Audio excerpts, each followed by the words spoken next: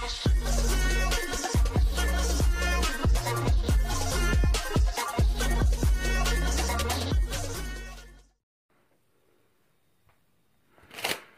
poppin', T-Subs and T-Squads? So I am here to give y'all the review for the second episode of the very first season of Real Housewives of Salt Lake City. So let's get it. Alright, you guys. So the episode continues off at the party with Jen and Mary, and you know, Jen going off on Mary in the room, and I really wished that everything she said into the room, she would have said it in Mary's face. Baby, when Jen said Mary was sitting there looking like a Christmas tree, bitch, I hollered, because she sure enough did. She looked, girl, quiet as it's kept, she looked like one of them old dusty, rickety-ass Christmas trees that's $15 down at the Family Dollar. Child, I don't see it for Mary. And Mary, why the hell would you wear that awful-ass green dress, white stockings, and them damn tied-ass, them little tied-ass struggle heels that you had on, Mary? I won't with it. So then Mary comes in, and then they try to talk about the situation, and then Mary tries to play on everybody's intelligence by saying, I didn't say she smelled like hospital. I said it smells like hospital. Whatever, you rickety bitch. It's still the same damn thing, okay? Tomato, tomato, potato, potato. Stop sitting here playing on our intelligence. You said it, and just stand on what the fuck you said. Jen accepts Mary's half-ass apology, and Jen, you're a better woman than I ever be, because I would have told that old dusty bitch to go fuck herself. Moving on. I lost my spot.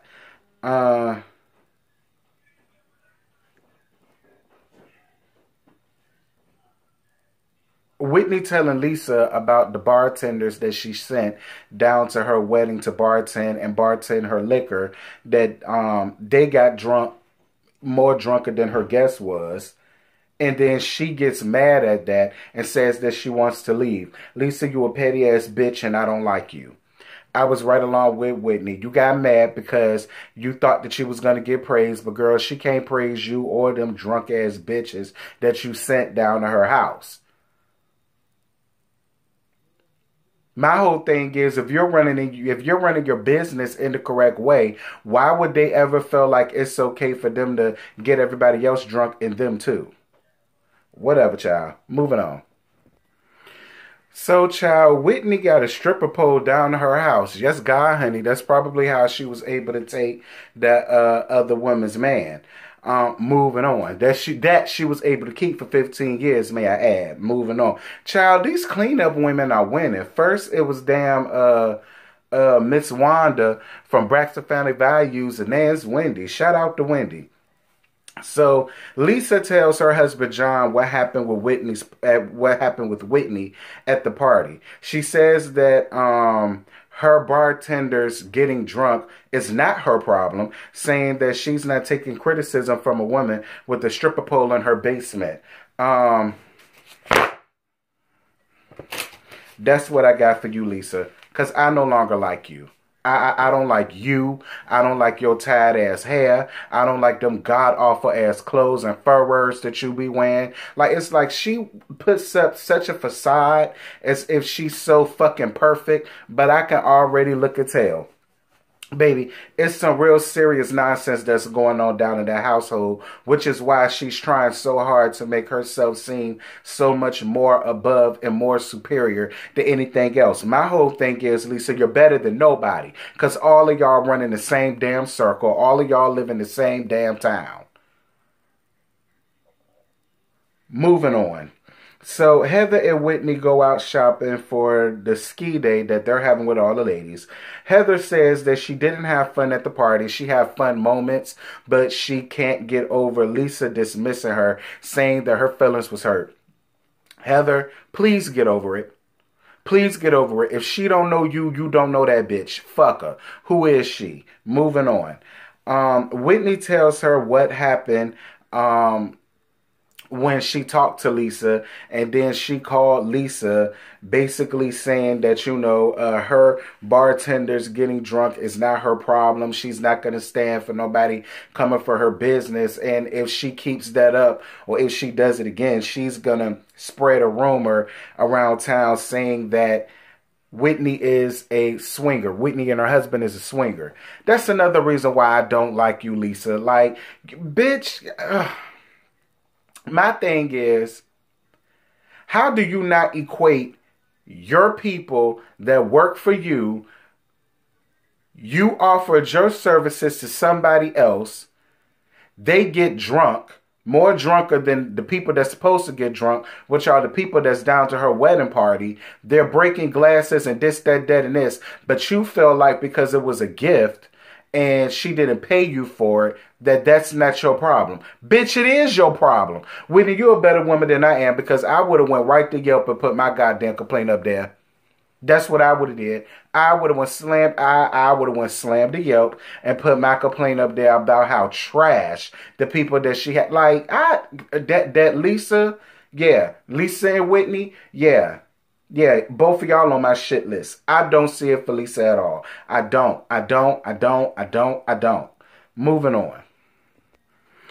All right, you guys. So, Whitney's dad comes over for a visit. We see her at home with her kids. Both of her kids are really cute, especially that 6-year-old Brooke. He's really adorable. And we see her at home and she's fixing grilled cheese, and her dad was coming over for a visit. Whitney says that the relationship with her dad is different now because he's been addicted to painkillers for 10 years. She says that her dad was a self-made millionaire. He made a lot of money, but then she just found out that he was addicted to painkillers 6 years ago, that his marriage suffered for it. The mother divorced him. I'm more than sure that the church shunned him, because she talks about how, you know, in the Mormon church, they don't look at addiction as a disease. They look at it as, I guess, payment or karma or something. Like, if your life ain't right, or if you ain't living good, that's what happened to you, which is the dumbest shit I ever. Listen, all of y'all get about that cult. Mormon sounds like a complete cult to me, and I would love for all of y'all to get up out of that. Let me tell y'all something, though. That daddy looked like he was on something, because, baby, listen to me.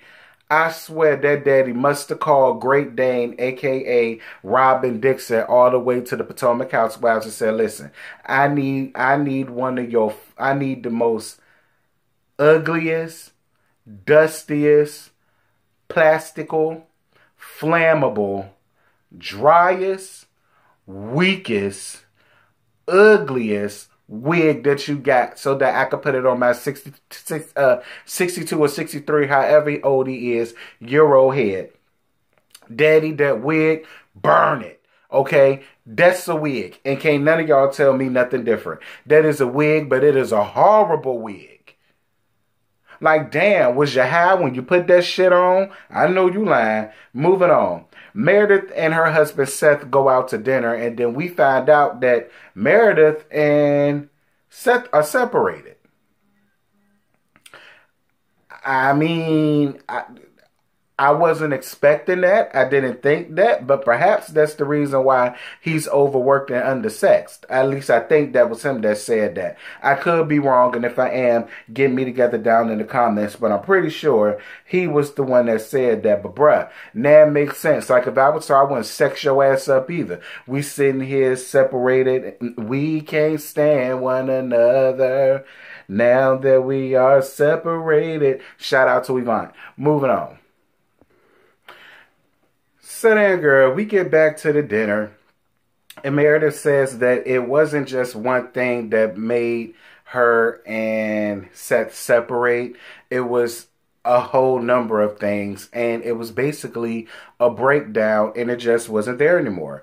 Seth says that she has something to hide because he won't show her her phone. I'm just so over the premise of, well, if you're not going to show me what's in your phone, I'm leaving you. Like, to me, that is just so damn juvenile. And my whole thing is, nothing about Meredith makes me think that she's out here doing anything that she ain't got no business. I'm going to tell you something, and my mama taught me this a long time ago. The ones that's the accuser are normally the ones that have something to hide. While you sitting around here saying that you don't mind her seeing her phone, your phone, yeah, I bet you don't. Because you probably put locks on things and deleted things and got rid of things even before you brought this conversation up. Like, I don't know. That just kind of rubbed me a little bit in the wrong way when it comes to him. It rubs me the wrong way when it comes to that to men, period. Because y'all are the manly, masculine, you know, supposed to have your insecurities all in order. Like, I mean, I don't know, Seth, but whatever. So the ladies go down to the ski resort. Mary says that she was running late because she was waiting on a FedEx for a coat. Even though she had a coat, it didn't match what she had on. And I'm sitting here like, and how the flying hell are you the first lady of anything? Isn't vanity one of the 7 deadly sins? It seems as if most of y'all ladies, y'all whole day-to-day is, I have to look good. I have to look like this. I have to look like that. And the fact that you're a first lady, you're supposed to be beyond that. Anyway, Jen says that she's going to keep it cute with Mary because she's a lot cuter, that she looks cuter than she does. Yes, God, honey. I mean, but this the gag, though. Jen, I really didn't like what you had on. I didn't. I didn't. You look like 101 Dalmatians and and that leopard spotted, whatever the hell that was supposed to be, Jen. I mean, I'm going to go on ahead and let you have it because you was a little bit more stylish than old Auntie Mary was. But child, I don't know, Jen, but and Jen, listen, and it's funny because me and Bondi talked about this. Shout out to her. I don't need you to do nothing else to your face. You looking real Kim Kardashian-ish down to your face, and I'm just not understanding as to why. I don't want you to do shit else to your face. Whatever you do, don't bleach your skin no more, and don't do nothing else to your face. You starting to look real man-made, real manufactured. And I like you, Jen, so that's the only reason why I'm telling you this. Please stop while you ahead, because you've done enough. Moving on. All right, everybody. Lisa, I really want to punch you in your face, but we're going to get down to why in a minute. So, once the girls finish up on the ski slopes or whatever, Meredith gives Whitney some good advice about how to handle Lisa and encourages her to have a conversation. Whitney, I'm about to give you some real grown lady sitting under the tree type of advice. Fuck that bitch and what she think of you. Moving on. They have a conversation about being judged down at the table because Whitney let it be known that her dad is back into her life and that, you know, he needs help to battle his addiction. And she said that Mary offered him to come to her church. And I think that's a good thing to do because if you can't go to church to get help with your addiction, where in the hell can you go? So then Whitney tells Lisa,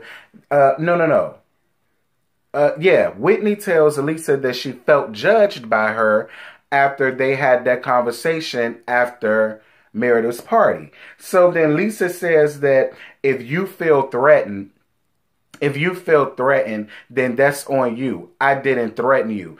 Basically, backpedaling and coochie popping in a handstand about her saying, well, if you're going to tell the truth, that I sent you some nondescript assholes who don't know how to handle their business or their liquor, then I'm going to carry on a rumor that you are a swinger. Now, Whitney, I will say this. You kind of pussyfooting around the fact of you and your husband being a swinger. Now, if y'all are swingers, girl, who gives a damn? That's what y'all do in the privacy of y'all own damn home. That y'all pay the mortgage on every month. So, I mean, at the end of the day, even if that is what you're doing, who gives a shit? You're not a part of the Mormon church no more. Like, I mean, I'm just saying, Whitney, I ain't saying that's what you're doing. All I'm saying is the way you pussyfooting around it, it makes me feel like that there is some truth to it. But even if it is, that ain't an Lisa damn business, and she don't need to be running around spreading nothing simply because you gave her a disparaging remark about her business, about some services that she, and this is the thing I hate. It's only because she gave it to you that she's going through this. I personally believe if this was somebody that was paying good money and then her people did something as trifling as getting drunk while they're on the job, she wouldn't be feeling like this. She'll be doing everything, shaking hands, kissing babies to make sure that the customer, you know, to do anything to try to resolve it, is my point. The fact that she feels as though you didn't pay her, that it's a gift, that you need to just shut up and take what it is that you gave her. Hell no, that's not how this works. That's not how any of this works. And Lisa is the type of person that I could never be friends with or chill around because she really feels like her shit don't stink. And that's the type of person that that's actually very dangerous to be around. So Whitney, you better than me. I wouldn't have said nothing to her. The only thing I would have been talking with is with my fist once I dove on her for setting up there playing on my intelligence and trying to make me out to be a liar. Moving on. All right, you guys. So we continue off with the dinner, and you know, Lisa's going on and on and on, talking in circles, building herself up like she's in charge of the girls, and she really isn't. And then, you know, Lisa says that she can't help how people perceive her, and she says she's okay with that. And then Heather says, how can you be okay with being perceived as being dismissive, arrogant, and a little crazy because you sat up there and tried to act like that you did not know who I was? She said, when you knew exactly who I was. She said, how can you know me or remember me being the crazy girl who flashed her titties, but then you don't, but then in the next breath you say you don't remember me? And I totally had to agree with that. It's like, which one is it, Heather? So then Lisa says that she had an issue with Heather because when they did a group text trying to check on Jen, Lisa gave her a thumb up emoji. And then Lisa says that that was her way of saying F her, basically. I never knew that that's what the thumbs up emoji meant. I really didn't know that. But okay, it is what it is. And then Lisa also gives some half-ass apology, and Whitney and Heather take it. I'm going to tell you what's going to piss me off this whole season are these half-ass apologies, these empty-ass apologies, and y'all are just going to accept them and then float around as if it's going to make things better when we all know it isn't. That's the main thing that's going to piss me off. That's it, y'all. I really ain't got no more to give you. The episode was okay. The episode was okay. It's still kind of dragged a little bit in some places. But again, this is his first season. They still have their swim legs going on. So I'm not going to be too critical or too judgmental like the rest of these hoes are up here. But yeah. Let's get the discussion popping, and we'll discuss more about this in the Laugh After Show tomorrow at 11 p.m. sharp. Do not be late because I won't. Bye. What you're giving, that's how we live it. Don't be mad at the system, it's simply how we've existed. I hear a lot of people talking like they politicians and choose to be an accountant because it's safe in the business.